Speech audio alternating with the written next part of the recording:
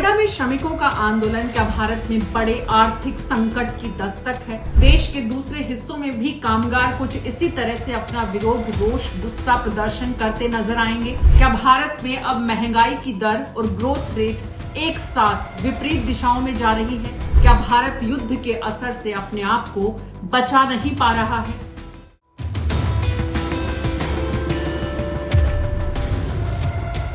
नमस्कार, मैं हूं डॉक्टर मीना शर्मा। आप देख रहे हैं न्यूज 24 और आज हम चर्चा करेंगे ईरान इजराइल युद्ध की वजह से भारत में आने वाले आर्थिक संकट, उद्योगों पर इसका जो असर पड़ रहा है, उससे आपके जीवन पर कितना प्रभाव आप देख पा रहे हैं। आपके शहर, आपके जिले, आपके कस्बे में औद्योगिक इंडस्ट्रीज जो हैं उनका क्या हाल है? क्या आप भी अपने शहर में मजदूरों को, श्रमिकों को, कामगारों को ऐसे ही हालात में देख रहे हैं? आपकी प्रतिक्रिया, आपकी राय हमारे लिए बहुत जरूरी है जानना, इसलिए आप जरूर हमें बताएं कि क्या युद्ध का असर भारत में, भारत की अर्थव्यवस्था पर जो नकारात्मक पड़ रहा है, उससे आपकी जेब पर भी इसका असर आप देख पा रहे हैं। दरअसल ईरान इजराइल युद्ध को 45 दिन हो गए हैं। हालांकि 5 दिन से सीज फायर जैसी स्थिति है, लेकिन उसके बाद भी जिस तरह के लगातार बयान ट्रंप की तरफ से आ रहे हैं, ईरान भी पीछे नहीं है और युद्ध अभी अनिश्चितता की स्थिति में है। उसका असर भारत की अर्थव्यवस्था पर जबरदस्त ढंग से देखा जा रहा है। एक्सपोर्ट और इंपोर्ट, आयात और निर्यात दोनों पर इसका असर जिस तरह से है, उसकी वजह से भारत के हर देश के हर हिस्से में, हर शहर में औद्योगिक नगरी जो है, जो इंडस्ट्रियल एरियाज हैं, वहां पर जो इंडस्ट्रियलिस्ट हैं वो बड़े डिप्रेशन में है। डिप्रेशन की वजह यह है कि जो सीधे सीधे प्रभावित हो रही है, हैंडीक्राफ्ट की बात करें, प्लास्टिक इंडस्ट्री की बात करें, गारमेंट, टेक्सटाइल, जहां बड़ी संख्या में मेहंदी उद्योग राजस्थान का जो है वो पूरी तरह से प्रभावित हो रहा है। सूरत का डायमंड ज्वेलरी उद्योग है, वो इससे असर जिस पर देखा जा रहा है। जो रॉ मटेरियल की कीमत है वो बहुत 100-200%, छोटी मोटी नहीं, 200% तक बढ़ गई है। इसलिए रॉ मटेरियल की कीमत बढ़ने से इंडस्ट्रियलिस्ट का जो आर्थिक बोझ बढ़ रहा है, उसकी वजह से वो मांग कर रहे हैं कि जैसे कोरोना के बाद इंडस्ट्री को एक बड़ा पैकेज दिया गया था, सरकार कुछ वैसा ही पैकेज इस बार भी इंडस्ट्री को दे, ताकि इंडस्ट्रियलिस्ट इस डिप्रेशन की स्थिति से बाहर निकल सके। इंडस्ट्रीज भी बंद हो रही हैं और बड़ी संख्या में बंद हो रही हैं। किसी भी हिस्से पर हम नजर डालें तो बड़ी संख्या इंडस्ट्रियलिस्ट की हैं जो सरेंडर कर रहे हैं, क्योंकि गैस की कीमतों की वजह से इलेक्ट्रिसिटी पर लोगों ने स्विच ओवर किया है कि जो काम पहले गैस से होता था, एलपीजी से होता था, अब वो जो इलेक्ट्रिसिटी है उससे कैसे उसकी भरपाई करें। लेकिन बहुत बहुत सारा ऐसा काम है जो कि अब नहीं हो पा रहा है। मजदूरों की जो स्थिति हम सिर्फ नोएडा में नहीं देख रहे हैं, कामगार काम छोड़कर भी जा रहे हैं तो कामगारों की कीमत भी बढ़ रही है। बेरोजगारी बढ़ेगी, महंगाई बढ़ेगी, जीडीपी की रेट जो है वो कम होगी। कुल मिलाकर आज जो साइन हम सिर्फ 45 दिनों में, जो संकेत हम 45 दिनों में देख रहे हैं, वो आने वाले कुछ दिनों में हमें और ज्यादा महंगाई की तरफ लेकर जाएंगे। आम आदमी के जीवनचर्या से जो जुड़ा हुआ सामान है, बिस्किट, भुजिया, जो दूध, दही, इनकी कीमत भी जो है वो बढ़ने वाली है। आज जो अनिश्चितता की स्थिति है, अगर वो बनी रही तो बैंक करप्सी की जो इंसिडेंट्स हैं, जो संख्या है, आने वाले दिनों में हम बड़ी संख्या में इंडस्ट्रियलिस्ट को देखेंगे बैंक करप्ट होते हुए, क्योंकि बहुत बड़ा असर इसका सीधे सीधे इंडस्ट्रियलिस्ट के व्यापार पर पड़ रहा है। आज वो थोड़ा इंतजार कर रहे हैं कि स्थितियां सामान्य हो, लेकिन अगर ये इंतजार बढ़ेगा तो हम देखेंगे कि आने वाले दिनों में यूनिट्स बड़ी संख्या में बंद होगी। और आज जो उत्तर प्रदेश में या कुछ शहरों में श्रमिकों और कामगारों का आंदोलन देखने को मिल रहा है, ये देश के दूसरे हिस्सों में भी बढ़ सकता है।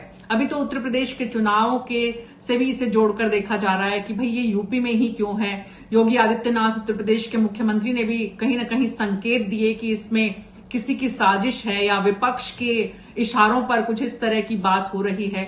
लेकिन अगर दूसरे शहरों में भी देश के इस तरह श्रमिकों और कामगारों का गुस्सा और रोष बढ़ा तो साफ है कि भारत में बड़ा ही आर्थिक असंतुलन की स्थिति की तरफ हम बढ़ रहे हैं। जिससे भारत सरकार को बहुत सुनियोजित तरीके से निपटना होगा। अगर हालात नियंत्रित नहीं हुए तो आने वाले दिनों में जो न सिर्फ महंगाई की मार है, पेट्रोल डीजल के दामों की बात हो रही है कि जैसे ही पश्चिम बंगाल के चुनाव इस महीने के आखिर में खत्म होंगे, वैसे ही मई के पहले सप्ताह में हम देखेंगे कि पेट्रोल डीजल के दाम बढ़ेंगे। सिर्फ पेट्रोल डीजल के दाम ही नहीं बढ़ेंगे, बल्कि इसका असर पूरे इंडस्ट्री पर जो इससे जुड़े हुए हैं उन पर पड़ेगा। ट्रांसपोर्टेशन बढ़ेगा, यूनिट्स का खर्चा बढ़ रहा है। तो ऐसे में जो बड़ी एक तस्वीर नजर आ रही है वो ये है कि अगर बेरोजगारी बढ़ती है, महंगाई बढ़ती है, तो उससे पार पाने के लिए भारत सरकार किस प्लान पर काम कर रही है। आप क्या सोचते हैं? आपके आसपास भी क्या ऐसे ही श्रमिकों, मजदूरों और इंडस्ट्रियलिस्ट की कहानियां सामने आ रही हैं जो अपनी यूनिट्स बंद कर रहे हैं, खर्चे कम कर रहे हैं, अपने यहां मजदूर कम कर रहे हैं, अपने यहां पर जो काम का प्रोडक्शन का जो क्वांटिटी है उसको कम कर रहे हैं? तो उससे आपकी जीवनचर्या, आपके जीवन पर, आपके आसपास पर, आपकी नौकरी और आपके रोजगार पर क्या असर पड़ रहा है? भारत सरकार को इससे निपटने के लिए क्या करना चाहिए? आपके सुझाव हमारे लिए बेहद जरूरी है, क्योंकि कोरोना के बाद भी एक स्थिति ऐसी बनी थी, लेकिन आज और कोरोना के बाद वाली स्थिति में बड़ा फर्क है। आज प्राइस रेट्स जिस तरह से बढ़ेंगे, भारत सरकार क्या इस स्थिति में है कि एक बहुत बड़ा पैकेज इंडस्ट्री को दे पाए, इंडस्ट्री सस्टेन कर पाए और छोटे उद्योग खास करके जो है वो इससे प्रभावित नहीं हो, लोगों की इंडस्ट्री बंद नहीं हो, श्रमिकों को काम से वंचित नहीं किया जाए और बेरोजगारी नहीं बढ़े।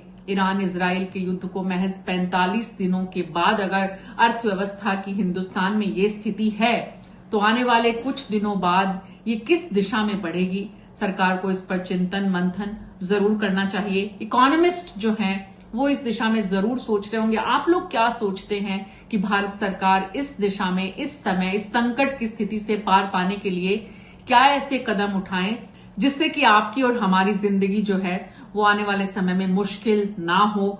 भारत से बाहर बड़ी संख्या में जो हिंदुस्तानी गल्फ कंट्रीज में बड़ी संख्या में जो काम करते हैं, वहां से जो करेंसी इंडिया में आ रही थी वो भी बहुत हद तक प्रभावित हुई है। भारत से सिर्फ गल्फ कंट्रीज में ही नहीं, दुनिया के दूसरे देशों में भी, यूरोप में भी, अमेरिका में भी जितनी बड़ी संख्या में भारतीय काम कर रहे हैं, उन पर क्या असर इसका पड़ेगा? वहां से आने का जो करेंसी है वो कितनी बाधित होती है? इन सब का भी भारतीय जनमानस के जनजीवन पर असर पड़ने वाला है। हमें इसके लिए तैयार रहना है और इस स्थिति से निपटने के लिए भारत सरकार कितने बेहतर ढंग से, क्योंकि ये दरअसल आम आदमी के पेट से जुड़ा हुआ मामला है, जिंदगी से, रोजाना की जिंदगी से जुड़ा हुआ मामला है। इसमें आप उस तरह से डील नहीं कर सकते जैसे आपने किसानों के मुद्दे पर किया था।